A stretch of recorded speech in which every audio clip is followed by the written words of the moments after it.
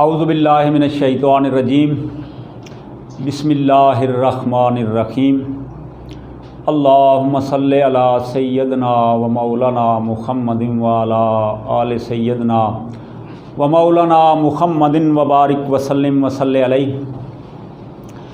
Rabbi यस्सिर वला तुअस्सिर व तम्मिम bill खैर व बिका नस्तगीस। डियर स्टूडेंट्स, कैसे हैं? उम्मीद है कि आप अल्लाह के फजल व करम से छुट्टियों के लम्हात को बड़े एहसन अंदाज से गुजार रहे होंगे और खुशियाँ भी मना रहे होंगे। लेकिन बच्चों, ऐसा नहीं है। वक्त गुज़र जाता है, बातें याद रहती हैं। आपकी ज़िंदगी में ये एक ऐसा लम्हा आया कि जिसमें आपको घर बैठे बैठाए तालीम के हुसूल के मौक़े मिले, तो इनसे भरपूर इस्तिफ़ादा करें। तो आज के हमारे लेक्चर नंबर 8 उर्दू के लेक्चर के हवाले से हमारा उन्वान है सबक है आराम व सुकून। ये आज तीसरा दिन है, ये चल रहा है। इसकी तशरीह के हवाले से, मुश्किल अल्फाज के हवाले से मुख्तलिफ़ बातें जो हुई हैं, तफ़हीम के हवाले से बातें हुई हैं, तशरीह के तरीक़ेकार के मुतल्लिक़ मैंने आपको बताया कि वो कैसे करनी है। आज आखिर में जो चीज़ बची है वो ये है कि सबक का खुलासा कैसे लिखना होता है। खुलासा होता क्या है, इसके साथ साथ इसमें मुख्तसर सवालात भी हैं एक्सरसाइज में जो आते हैं, और एक्सरसाइज में मुख्तलिफ़ चीज़ें हैं, मसलन वाहिद जमा है, दूसरा मुख्तलिफ़ फ़िक्रात की दुरुस्ती है। तो बहरहाल स्टेप बाय स्टेप हम समझेंगे इसको। सबसे पहली बात यह है कि ये सबक जो हमने पढ़ा है, सबक आराम व सुकून, ये असनाफ़ सुखन के लिहाज से क्या है? क्या ये कोई आम कहानी है, कोई मजमून है, ऐसे है, ड्रामा है, अफसाना है, वट क्या है ये? तो बेटे, ये असनाफ़ सुखन के लिहाज से अगर देखा जाए तो ये एक ड्रामा है। और आपके जहन में ये बात आती होगी कि ड्रामे में मुख्तलिफ़ किरदार होते हैं। तो इस ड्रामे में कौन कौन से किरदार हैं? तो इसमें एक मियाँ है, हस्बैंड जिसको खामद कहते हैं, एक उसकी बीवी है, तीसरे नंबर पर डॉक्टर है, और चौथे नंबर पर घरेलू मुलाजिम है जिसका नाम है लल्लू। इसका क्या नाम है? लल्लू। तो बेटे, इनके दरमियान जो है, इन चारों के दरमियान बात घूमती है, और दरमियान में जो है वो पानी भरने वाला भी आ जाता है। इनके घर में एक छोटा सा बच्चा है जिसको नन्ना कहते हैं, उसका काम भी आ जाता है, मांगने वाले की आवाज़ भी आ जाती है। और फिर एंड पर ये होता है कि फ़कीर जो है, मियाँ साहब जो है, वो घर में आराम व सुकून के बजाय उठकर दफ्तर जाने के लिए तैयार हो जाते हैं। तो इनको हमने तफसील से जो है वो देखना है कि ये क्या चीज़ है। तो बेटे, मियाँ बीवी के दरमियान जो है आपस में गुफ्तगू होती है। मियाँ साहब सुबह 10 बजे दफ्तर में जाते हैं और शाम को लेट आते हैं। पूरा दिन दफ्तर में काम काज में मशगूल रहते हैं, और उस काम की वजह से उनकी तबीयत ख़राब हो जाती है, बीमार पड़ जाते हैं, घर में बेड पर मैवे इस्तराहत हो जाते हैं, आराम में मशगूल हो जाते हैं, बुखार हो जाता है। बीवी बागी बागी डॉक्टर के पास जाती है, डॉक्टर को बुला के लाती है, और डॉक्टर से मियाँ के मुतल्लक, मियाँ की बीमारी के मुतल्लक सारी बातें जो है वो करती है। मियाँ चेकअप करने के बाद डॉक्टर साहब मियाँ को चेकअप करने के बाद उसकी बीवी से कहते हैं कि इनको कोई बीमारी नहीं है, असल में काम की ज़्यादती की वजह से, ज़्यादा काम करने की वजह से इनको थकान हो गई है, थकावट हो गई है, थक गए, जिसकी वजह से इनको टेम्परेचर हो गया है, इनको बुखार हो गया है। अब इनको शदीद आराम की ज़रूरत है। इनको किसी दवा की या किसी और चीज़ की ज़रूरत नहीं है, बल्कि किस चीज़ की ज़रूरत है? आराम की ज़रूरत है। तो इनको घर में जो है वो किसी कमरे में आराम के लिए आराम करने दें इनको, और इनके पास किसी किस्म का शोर गुल नहीं होना चाहिए। अब मज़ाहिया अंदाज में बात यह है कि वो शोर गुल, डॉक्टर साहब ने ये हदायत कर दी कि शोर गुल नहीं होना चाहिए, लेकिन शोर गुल में जो सबसे पहली चीज़ है, वही बीवी जो है वो बार बार मियाँ साहब से मुख्तलिफ जो है वो सवालात करती है। कभी पूछती है कि आपको खाने में क्या दे दूँ, कभी कोई सवाल करती है, कभी कोई सवाल करती है। वो बेचारा तंग आके कहता है कि जो मर्ज़ी बना दो, लेकिन मेरी जान छोड़ दो। जब वो फारिग होता है, दूसरे नंबर पर दरवाजे पर दस्तक होना शुरू हो जाती है, और बड़ी ज़ोरदार दस्तक होना शुरू हो जाती है। वो पानी वाला जो है, पानी भरने वाला आ जाता है। बीवी जो है वो फिर शोर से पूछती है कि ये कौन है, बड़ी ऊंची आवाज़ से पूछती है, और ये भी आवाज़ जो है वो मियाँ तक जाती है, जो कि मियाँ के आराम में खलल पैदा कर रही है। इतने में जब उसको वो फारिग होता है, तो छोटा नन्ना जो है उनका बेटा है, और ये गाड़ी चलाना शुरू कर देता है, छोटी एक खिलौना गाड़ी चलाता है। इसकी आवाज़ भी मियाँ के आराम में जो है वो खलल पैदा करती है। और फिर बीवी साहिबा क्या करती हैं कि उस नन्हे को समझाती हैं, नन्हे को समझाने में मशगूल हो जाती हैं, और बड़ी ऊंची आवाज़ से उनको डांट डपट उसकी करती हैं, ये जो कि मियाँ साहब के आराम में खलल पैदा होता है। इसके बाद जब ये काम ख़त्म होता है, तो आगे ये होता है कि साथ ही मोहल्ले के यानी कि करीबी जो घर के पड़ोसी हैं, और पड़ोसियों के घर से क्या कि गाने बजाने की आवाज़ जो है वो शुरू हो जाती है। गाने बजाने शुरू हो जाते हैं, मियाँ साहब के आराम में खलल पैदा होता है। मियाँ साहब अपनी बीवी को बुलाते हैं और बुलाकर कहते हैं कि मेरा दिमाग जो है वो फटा जा रहा है, बराए मेहरबानी इनको समझाएं। बीवी साहिबा मोहतरमा क्या करती है कि ख़त लिखना शुरू कर देती हैं कि मैं ख़त के ज़रिए ख़त लिख कर भेजूँ, और वो हारमोनियम चलाने वाला, गाना बजाना करने वाला जो है वो खामोश हो जाए। वो ख़त लिखते लिखते बहुत सारा टाइम जो है वो सर्फ कर देती है।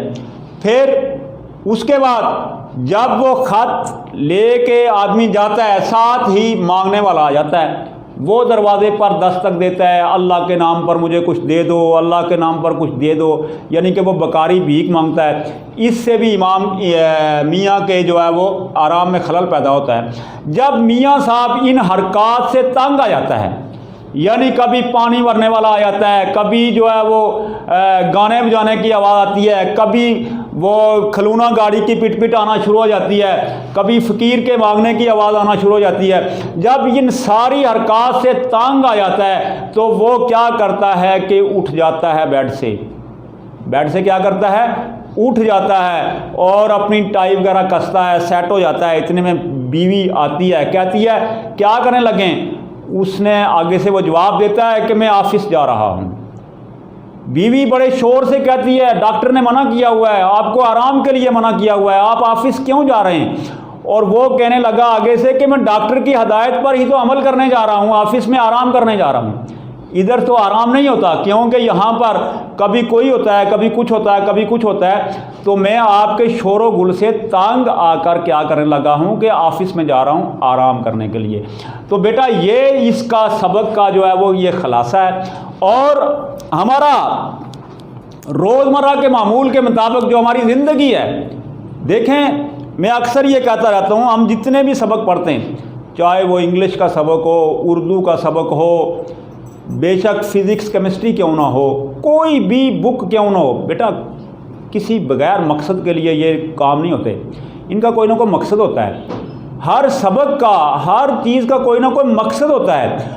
अब ये जो सबक हमने पढ़ा है, सबक आराम व सुकून, इसकी तशरीह भी हमने पढ़ ली, मुश्किल अल्फाज के मीनिंग भी हमने पढ़ लिए, हमने इसका खुलासा भी पढ़ लिया, अनकरीब जो है वो इसके शॉर्ट क्वेश्चन भी पढ़ लेंगे। पूरा जो स्केच हमारे माइंड में आ गया है, सारा कुछ हमारे माइंड में है, लेकिन आया कि हमारा रोज़मर्रा की जो ज़िंदगी है उससे इसका क्या ताल्लुक़ है।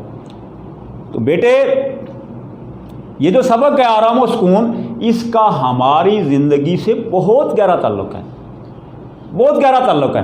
वो क्या है? वो ये है कि हर वक्त इंसान अगर काम में मशगूल रहे, हर वक्त काम में लगा रहे, तो फिर क्या है, उसकी ज़िंदगी जो है वो अजीरन बन जाती है, वो बीमार पड़ जाता है, और एक वक्त ऐसा होता है कि वो बिल्कुल तबाह व बर्बाद हो जाता है।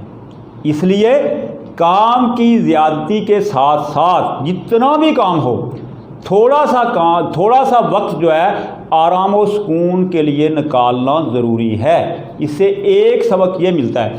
दूसरा सबक हमारा ये मिलता है इसमें कि अगर आपके पड़ोस में, आप जहाँ कहीं भी रहते हैं, तो वहाँ अगर आप घर में कोई म्यूज़िक वगैरह सुनते हैं, कोई किसी किस्म का प्रोग्राम करते हैं, तो पड़ोसियों के आराम का भी ख्याल रखा करें।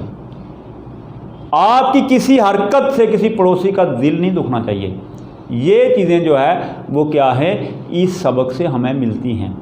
तो इंशाअल्लाह इसके बाद हमारा जो दूसरा काम है, सबक हमने नहीं बल्कि इसके साथ ही हमारे ये शॉर्ट क्वेश्चन हैं। सबसे पहला क्वेश्चन है, रोज़ाना आराम व सुकून ना किया जाए तो इसका क्या नतीजा निकलता है। समझ तो आप गए होंगे, पूरा सबक हमने पढ़ लिया कि अगर रोज़ाना आराम व सुकून ना किया जाए तो इसका इंसान की सेहत पर बहुत बुरा असर पड़ता है, यहाँ तक कि इंसान जो है वो बीमार हो जाता है, यहाँ तक कि इंसान बीमार हो जाता है। दूसरे नंबर पर, बीमारी के बावजूद मियाँ दफ्तर जाने के लिए क्यों तैयार हो जाता है। बीमारी के बावजूद मियाँ दफ्तर जाने के लिए इसलिए तैयार हो जाता है क्योंकि उसको घर में आराम व सुकून मैसर नहीं है, तो वो ऑफिस में जाके, दफ्तर में जाके आराम करना चाहता है, इसलिए वो दफ्तर जाने के लिए तैयार हो जाता है। तीसरे नंबर पर क्वेश्चन है, इस ड्रामे से हमें क्या सबक मिलता है।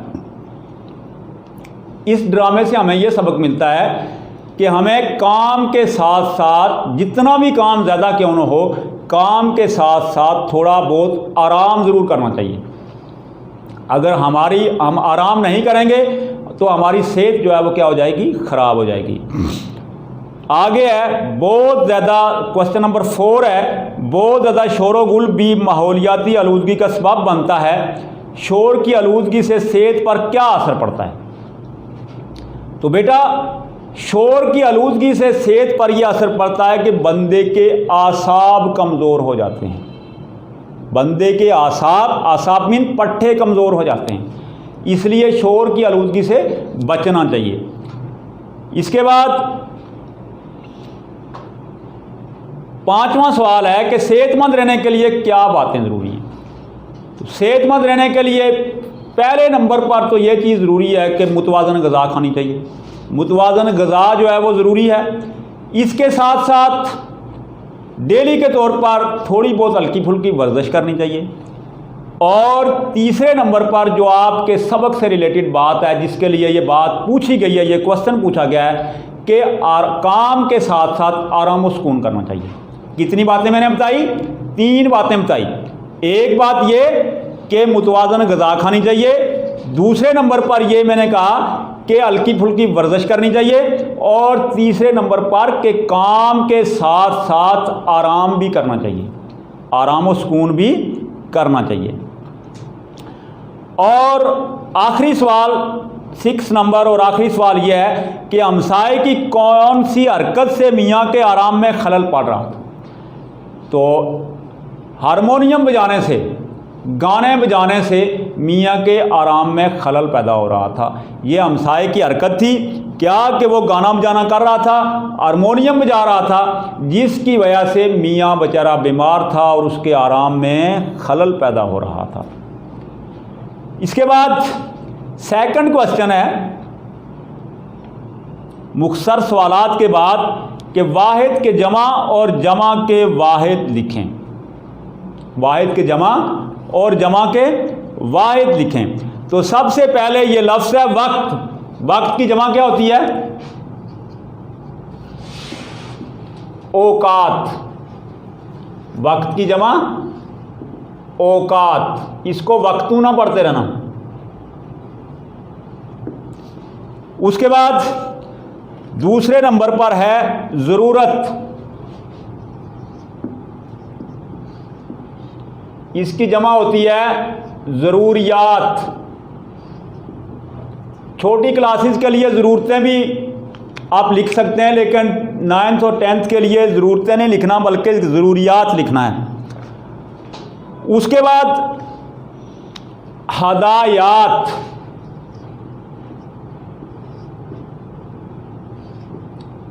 इसकी वाहिद है हिदायत।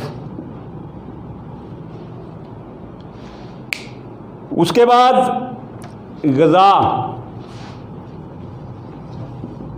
ग़ज़ा अग़ज़िया। ये लफ्ज़ है अग़ज़िया। ग़ज़ा की जमा ग़ज़ाएँ भी होता है, लेकिन वो छोटी क्लासेस में चलता है। आपके लिए आपने जब ग़िज़ा का ये इराब जो है वो ग़िज़ा लफ्ज़ है, गैन के नीचे कसरा है, ज़ेर है। ग़िज़ा, ग़िज़ा की जमा क्या है? अग़ज़िया। और ये 9th 10th के लिए क्या इस्तेमाल होगा? अग़ज़िया इस्तेमाल होगा। अगर आप ग़िज़ाएँ लिखेंगे तो वो करेक्ट नहीं होगा। उसके बाद तबीयत।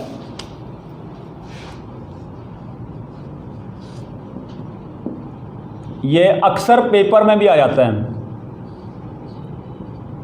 तबीयत की जमा है तबाए। तबीयत की जमा तबाए। और उसके साथ अमसाए। अमसाया इजी है।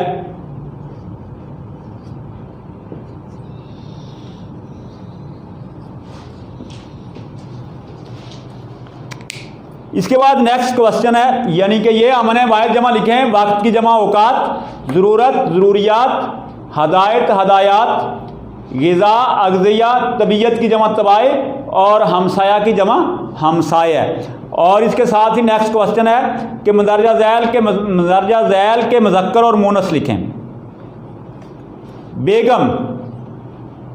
बेगम मुअन्नस है तो इसका मुज़क्कर क्या होगा? पता है किसी को? चले मैं बता देता हूँ। बेगम का मुज़क्कर होगा खामंद। बेगम का मुज़क्कर क्या है? खामंद। और इसी तरह आगे है बीवी। बीवी भी मुअन्नस है, इसका मुज़क्कर क्या होगा? इसका भी खामंद ही है, बल्कि मियाँ है इसका। बीवी का क्या होगा? मियाँ। उसके बाद फ़कीर का फ़कीरनी, मुलाजिम का मुलाजमा और बच्चा का बच्ची। नीचे इसके क्वेश्चन नंबर 4 है, मुदर्रजल जुमलों को दुरुस्त करके लिखें। ये अक्सर जो है ये बच्चे गलत कर लेते हैं इस किस्म के सवाल। बाज़ औक़ात डिक्टेशन की गलतियाँ हो जाती हैं। कई एक मामलात होते हैं, मसलन आजकल आप देखें बड़ी बड़ी जगहों पर बड़े पढ़े लिखे लोग जो है वो इस किस्म की गलतियां जो है वो करते हैं। मीटिंग की कार्रवाई हो रही है, कार्रवाई ऐसे लिख लेते हैं, फ़र्ज़ किया।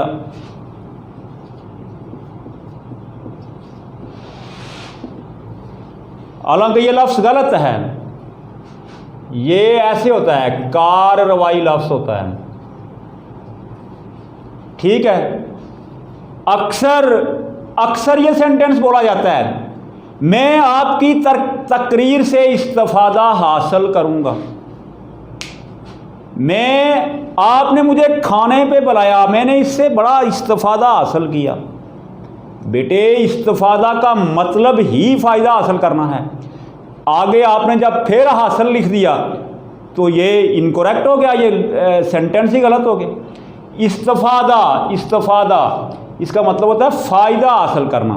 इस्तिफ़ादा हासिल करना रॉन्ग हो जाएगा। मैंने आपकी तकरीर से इस्तिफ़ादा किया, मैंने आपकी तकरीर से इस्तिफादा किया। ठीक है। इसी तरह बाज़ औक़ात ये लफ्ज़ लिखते हैं, आपने भी अक्सर पढ़ा भी होगा, खाया भी होगा, समोसा, ऐसे ही लिखते हैं, हालांकि ये गलत है।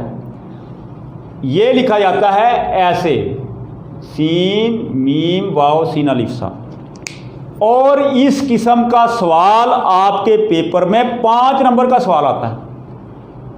5 नंबर का सवाल आता है, उसमें ये होता है कि या तो ये सवाल होता है कि क्या नाम है, बल्कि या क्या ये होता है वो ये कि या तो ज़रबल इमसाल लिखनी होती हैं और या जो है वो सेंटेंस को दुरुस्त करके लिखना होता है। तो बेटा इन चीज़ों की प्रैक्टिस किया करो। आज का हमारा ये सबसे पहला है, मेरे अब्बू दफ्तर से वापस लौट आए हैं। मेरे अब्बू दफ्तर से वापस लौट आए हैं। ये सेंटेंस गलत है या सही है? बेटा ये सेंटेंस गलत है। क्यों गलत है? इसलिए कि वापस आना भी वही चीज़ है और लौटना भी वही चीज़ है। इसका सही आंसर जो है ये होगा, मेरे अब्बू दफ्तर से लौट आए हैं। मेरे अब्बू दफ्तर से लौट आए हैं, वापस वाली बात को ही ख़त्म कर दें। आगे दूसरे नंबर पर है, डॉक्टर ने मरीज को दवाई दी। डॉक्टर ने मरीज को दवाई दी। दवाई क्या लफ्ज़ होता है? दवा लफ्ज़ होता है। और एक लफ्ज़ दुआ होता है, एक दवा होता है। ठीक है। दवा, दाल वाओ अलिफ वा, इसका क्या माना है? मेडिसन, जिसको आप मेडिसन कहते हैं, जो डॉक्टर से मिलती है। ठीक है। और तो दुआ जो है वो किसी बड़े से मिलती है। तो वो कहते हैं कि डॉक्टर ने मरीज़ को दवाई दी। यहाँ आपने लिखना है डॉक्टर ने मरीज़ को दवा दी। मेरे पेट में दर्द हो रही है। भाई दर्द हो नहीं रही, दर्द हो रहा है। मेरे पेट में दर्द हो रहा है। और नौकर ने कमरे में झाड़ू दिया। नौकर ने कमरे में झाड़ू दिया नहीं बल्कि झाड़ू दी। और इसके बाद नेक्स्ट क्वेश्चन, ये गलत दुरुस्त की निशानदेही करें। ये गलत दुरुस्त के जो है ये पेपर में नहीं आते। इसके आगे जो है ये लिखा हुआ है कि दुरुस्त जवाब के आगे दुरुस्त का निशान लगाएं, टिक का निशान लगाएं। तो सबसे पहला जो है ये सबक आराम व सुकून के मुसन्नफ़ कौन हैं? नीचे लिखा हुआ है इसके ऑप्शन में प्रेमचंद, मौलवी नज़ीर अहमद, सैयद इम्तियाज़ अली ताज, मिर्ज़ा अदीब। तो क्या आपने सबक को रीड किया, आपने पढ़ा है? आप बता सकते हैं या सकती हैं कि ये कौन सा इसका जवाब दुरुस्त है? हाँ, ये सैयद इम्तियाज़ अली ताज बिल्कुल सही है कि सैयद इम्तियाज़ अली ताज जो है सबक आराम व सुकून के मुसन्निफ़ हैं, सबक आराम व सुकून के आथर हैं। दूसरे नंबर पर है, डॉक्टर के मुताबिक मियाँ को क्या बीमारी थी? डॉक्टर के मुताबिक मियाँ को क्या बीमारी थी? उसको शुगर थी, दिल की बीमारी थी, सर दर्द था या थकान और हरारत थी? उसको थकान और हरारत थी। आगे एमसीक्यू नंबर 3 है, मियाँ कितने बजे दफ्तर जाया करते थे? तो मियाँ 10 बजे दफ्तर जाते थे। 4 ऑप्शन है, इनमें से तीसरे नंबर वाला ऑप्शन 10 बजे वाला सही है। उसके बाद डॉक्टर ने मियाँ को किस बात की ताकीद की थी? डॉक्टर ने मरीज़ को खामोश रहने की जो है वो क्या है ताकीद की थी। तीसरे नंबर वाला ऑप्शन। सबक आराम व सुकून में घरेलू मुलाजम का नाम क्या था? कल्लू, बिल्लू, लल्लू और टिल्लू। तो ये इधर भी लिखा हुआ है, ये है आपका लल्लू। क्या है? घरेलू मुलाजम का नाम क्या था? लल्लू। और उसके बाद घंटी किसने मेज़ से उठाकर अंगीठी पर रखी थी? मियाँ ने रखी थी, नन्हे ने रखी थी, मुलाजम ने रखी थी या बीवी ने रखी थी? या आप में से किसी ने रखी थी? नहीं, किसी ने नहीं रखी थी, बल्कि किसने रखी थी? मियाँ साहब ने खुद ही रखी थी। उसके बाद मियाँ साहब का नाम क्या था? इश्तियाक, मुश्ताक, इसहाक या इशफाक? इशफाक नाम था। मुलाजम क्या चीज़ कूट रहा था? नमक, रेठे, मिर्चें, गरम मसाला। ऑप्शन नंबर 3 है, रेठे कूट रहा था। और that is the end of your lesson. आपका ये सबक आज का कंप्लीट हुआ। और इसके साथ साथ जो है वो एक स्टोरी भी मैंने इधर लिखी हुई है, अक्लमंद बीवी। मुख्तसर सा खाका आपको बयान कर देता हूँ कि इसमें ये क्या है। और ये स्टोरी अक्लमंद बीवी, एक आदमी होता है और गर्मियों का मौसम होता है, और गर्मियों के इस मौसम में वो अपनी शॉप पर बैठा होता है, कपड़े का कारोबार करता है, शॉप पर बैठा होता है, उसके एक दो मुलाजिम भी होते हैं। इतने में गर्मी से पसीने से शराबूर होकर एक बूढ़ी अम्मा जो है वो वहाँ से गुजरती गुजरती दुकान पर आ जाती है, वहाँ पर आके बैठ जाती है। आदमी जो है उसकी तरफ देखता है कि ये बूढ़ी अम्मा है, पसीने में शराबूर है, और पानी उसको पिलाता है। वो पानी पीट कर बैठ जाती है। इतने में गाहक आ जाते हैं। वो आदमी गाहकों में जो है वो अपने कपड़े को, अपने सामान को दिखाना शुरू कर देता है। बूढ़ी अम्मा जो है वहाँ बैठी वो सारा माजरा देख रही है।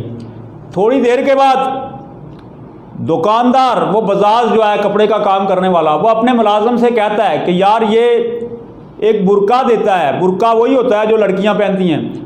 बुर्का देता है और कहता है कि ये मेरे घर जाओ, घर जाके ये बुर्का पकड़ा दो मेरी बीवी को, और मेरी बीवी को जाके कह दो कि फ़लाँ बॉक्स में, फ़लाँ ट्रंक में थान पड़े हुए हैं कपड़ों के, उनमें से फ़लाँ थान जो है वो उठा कर ले आओ, और जल्दी वापस आना क्योंकि मैंने गाहक को उसमें से कपड़ा देना है।